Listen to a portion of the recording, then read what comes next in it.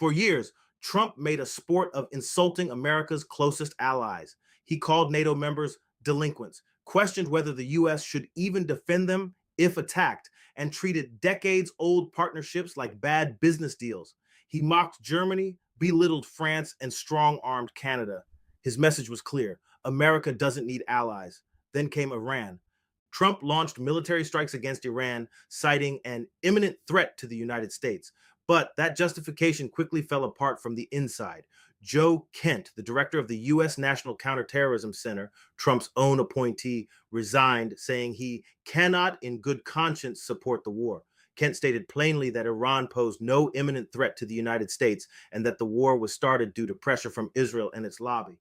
He didn't stop there. In a follow up interview, Kent said there was no intelligence that showed an imminent threat from Iran and that the path to war felt like a foregone conclusion with no robust debate. Even Senator Mark Warner agreed, saying there was no credible evidence of an imminent threat from Iran that would justify rushing into another war of choice. Under US and international law, proof of imminent threat is required to launch military strikes without congressional approval. That threshold was never met. This war was illegal, rushed, and built on pressure, not facts. And who was doing the pressuring? Look no further than Benjamin Netanyahu. Here's the part that should make every American furious. The man who campaigned on America First has somehow made American blood and treasure available on demand to a foreign leader. Netanyahu doesn't even have to ask twice. He whispers in Trump's ear, strokes his ego, calls him a great man and a strong leader, and suddenly the US military is doing Israel's bidding in the Middle East, while American families foot the bill in lives and dollars. For a man who prides himself on never being played, Trump has never been played harder. Bibi didn't need to invade Iran himself. He had Trump's phone number. That's not an alliance. That's manipulation wrapped in flattery, and Trump fell for it completely.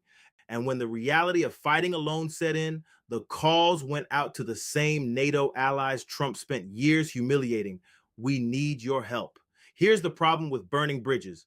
People remember, allies aren't vending machines you ignore until you need something. And arrogance in foreign policy doesn't just offend, it isolates you.